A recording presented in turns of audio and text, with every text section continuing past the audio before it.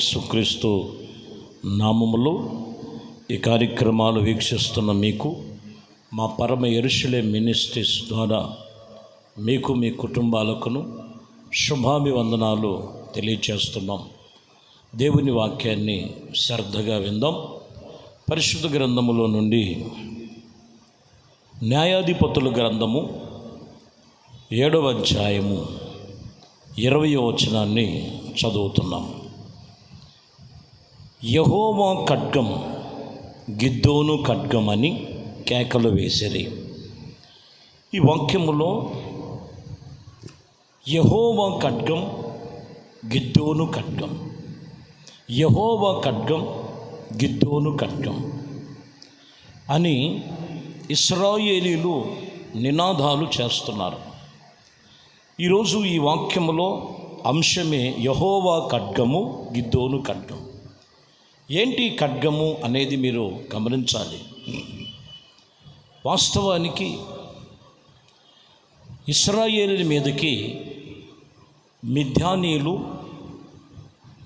మిడతల దండు వచ్చినట్లుగా వస్తున్నారు. మిడతల దండుగా వస్తున్నప్పుడు గిద్దోను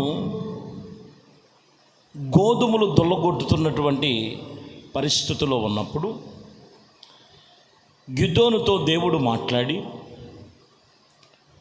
ఇదిగో మిద్యానీయుల మీద మీకు జయము కలగాలి అని చెప్పినప్పుడు, ప్రియమైన దేవుని బిడ్డలారా, ఇశ్రాయేలీలందరినీ పోగు చేస్తే 32,000 మంది ఉన్నారు. 32,000 మంది కూడారు. 32,000 మంది కూడిన తర్వాత గిద్దోను కూడా వారందరిని చూసి ఎంతమంది ఉన్నారా అని కాస్త మనసు నిలుపుకున్నాడు, జయించవచ్చని. ఆ తర్వాత కొన్ని ప్రకటనలు చేయమని చెప్పిన తర్వాత, ఇదిగో మిద్యానీయులు మిడతల వలె ఉన్నారు, వాళ్ళ చేతిలో మనం ఏ పాటి వాళ్ళమని భయపడి బెదిరిపోయి వెళ్ళిపోయిన వారు 22,000 మంది వెళ్ళిపోయారు. 22,000 మంది వెళ్ళిపోయిన తర్వాత మిగిలినది 10,000 మంది. ఈ 10,000 మందిని కూడా చూసి దేవుడు చెప్తున్నాడు, వీళ్ళను కూడా నువ్వు ఫిల్టర్ చేయాలి. నిలబడే వాళ్ళు ఇందులో కూడా చాలా తక్కువ శాతం ఉన్నారు అని కొన్ని విషయాలు మరి గిద్దోను చెప్పినప్పుడు, అలాగూ చేసినటువంటి విషయంలో గిద్దోన్ని చూస్తే 9,700 మంది వెళ్ళిపోయారు. ఇంకెంతమంది మిగిలారంటే 300 మంది మిగిలారు. ఈ 300 మందిని దేవుడు చెప్తున్న మాట ఏంటో తెలుసా? మిడతల దండుగా దిగినటువంటి మిద్యానీయుల యొక్క ఉన్న చోటున ఏమేమి చెప్పుకుంటున్నారో మీరు రహస్యముగా వెళ్ళి, మారు వేషములోకి వెళ్ళి మీరు ఒకసారి అక్కడికి వెళ్ళమని దేవుడు చెప్పినప్పుడు, అక్కడ కొందరు స్వరములు వినబడుతున్నాయి. ఒకడు పడుకున్నోడు లెగిసి ఆ రాత్రి చెప్తున్నాడు, రే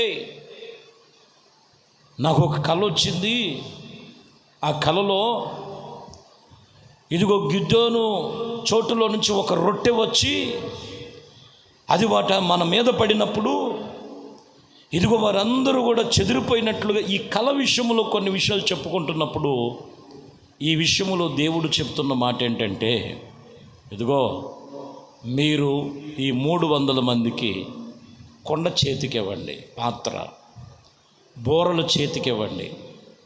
ఏమని అరవమంటున్నారు ఇప్పుడు? యెహోవా ఖడ్గమే గిద్దోను ఖడ్గం. చూడండి, వాక్యం చెప్తున్నటువంటి మాట, వారు అలాగున చేసి ఏ విషయములో కూడా వెనకంచి వేయక మిడతల దండుగా ఉన్నటువంటి వారందరినీ కూడా దేవుడు హతము చేసినట్లుగా రాయబడి ఉంది.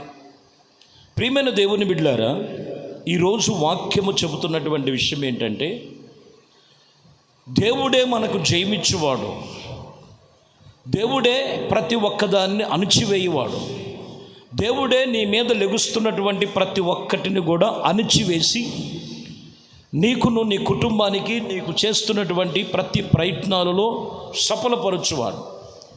అందుకని ఈరోజు మనము గమనించాలి, యెహోవా ఖడ్గమే గిద్దోను ఖడ్గం. ఈరోజు మనం యేసుక్రీస్తు ద్వారా కలిగినటువంటిది ఏంటి ఖడ్గము? ఏమి ఈ ఖడ్గము దేనికి సూచనగా ఉన్నది? మీరు గమనించినట్లయితే మొదటి సమూయేలు గ్రంథములో 21వ అధ్యాయములో 8వ వచనాన్ని చదువుతున్నాం. సమూయేలు మొదటి గ్రంథం 21వ అధ్యాయం 8.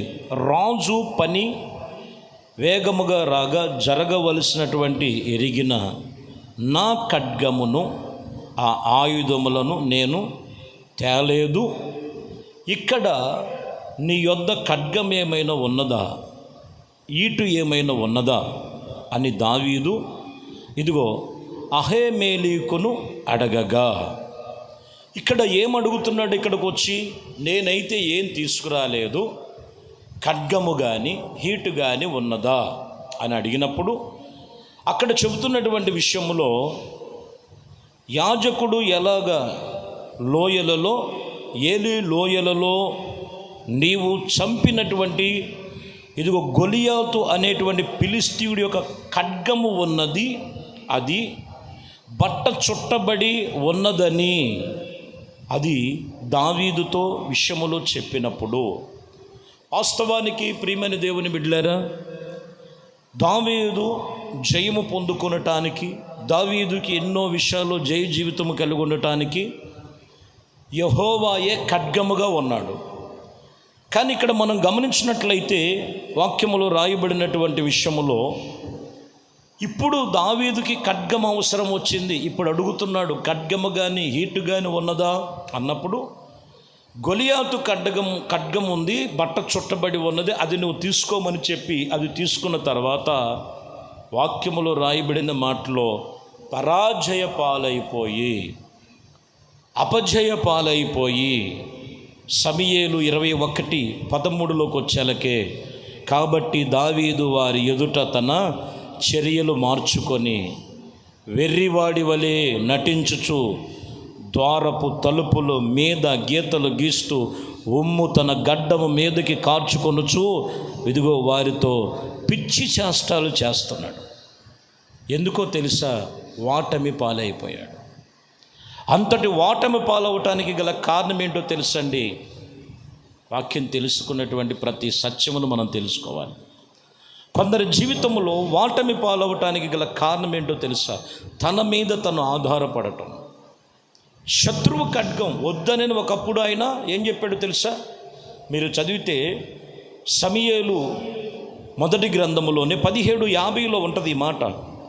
దావీదు ఫిలిష్తీయుల కంటే బలాజ్ఞుడు, ఖడ్గము లేకయు ఒడిసెల చేత రాతితోనూ ఫిలిష్తీయులను కొట్టి చంపాడు. రాతితో ఒడిసెలతో రాయి తీసుకొని ఒడిసెలతో కొట్టాడు, కొట్టి చంపాడు అంతే. బలాజ్ఞుడు ఖడ్గము లేకుండా యుద్ధం చేశాడు. అంటే అక్కడ దేవుడి మీద ఆధారపడ్డాడు, ఇక్కడికి వచ్చేలకే ఆయుధం మీద ఆధారపడ్డాడు, ఒక వ్యక్తి మీద ఆధారపడ్డాడు. ఈరోజు మనం గమనించాలి, వాక్యం చెప్తున్న మాట యెహోవా ఖడ్గమే గిద్దోను ఖడ్గం. దేవుని ఖడ్గం ఏంటి? దేవుని వాక్యం చెప్తున్నటువంటి విషయంలో మీరు చదవాలి. దేవుడు బలము, దేవుని యొక్క శక్తి పొందుకొని ఇదిగో అపవాదైన సాతాన్ని ఎదిరించాలంటే ఆయన ఆయుధమును మనము ధరించాలి. ఆయన ఆయుధం ఏది?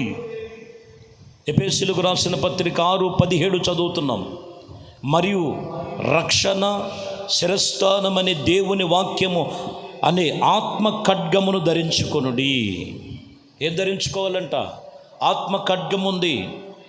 ఆత్మ ఖడ్గము ధరించుకొని దేవుని వాక్యం అనే ఆత్మ ఖడ్గము కావాలి. అప్పుడు అపవాదైన సాతాన్ని ఎదిరించడానికి శక్తి పొందుకుంటాం. అదే దేవుని ఖడ్గం, యెహోవా ఖడ్గం. యేసుక్రీస్తు ఖడ్గం అనేది ఏంటో తెలుసండి? దేవుని వాక్యమే. దేవుని వాక్యమే. హెబ్రీయులకు రాసిన పత్రికలో 4వ అధ్యాయము 12వ వచనములో చూస్తే, ఎందుకనగా దేవుని వాక్యము జీవము బలము గలది, రెండంచులు వాడుగల ఇదిగో ఖడ్గము వంటిదని, వాడుగా ఉన్నదని రాయబడి ఉన్నది. రెండంచులు వాడుగల ఖడ్గం అది దేవుని వాక్యం. దేవుని వాక్యం మీద మనం ఆధారపడాలి.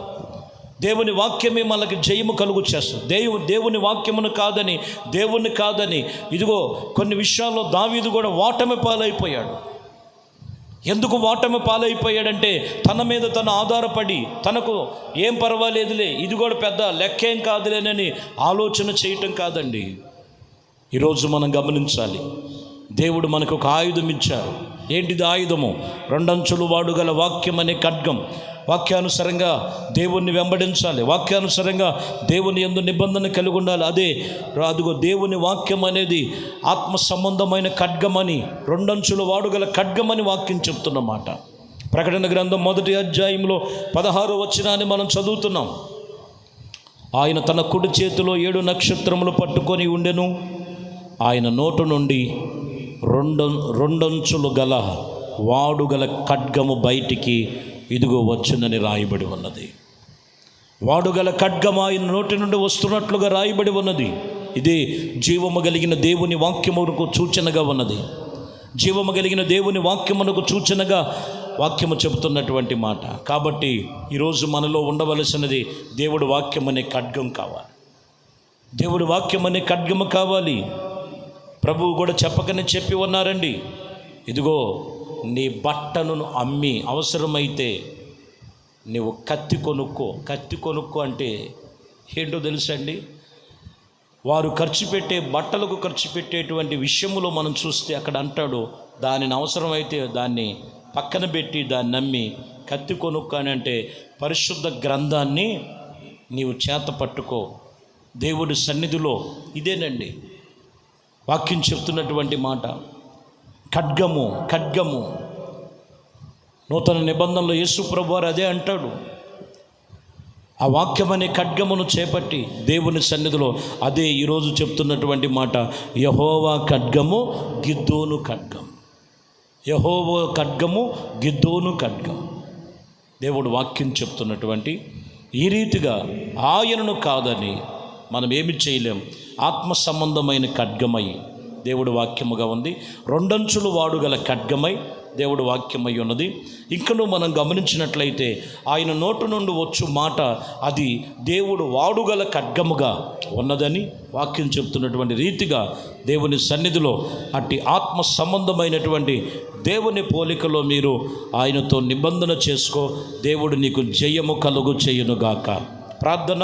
పరిశుద్ధుడా, ప్రేమ కలిగిన తండ్రి, మహోన్నతుడా, ఈ వాక్యములోనైనా యెహోవా ఖడ్గము గిద్దోను ఖడ్గమని మీ లేఖనములు సెలవిచ్చిన ప్రకారము మీ వాక్యమే జయము కలుగు చేసింది మిద్యానీయుల మీద ఇశ్రాయేలులకు.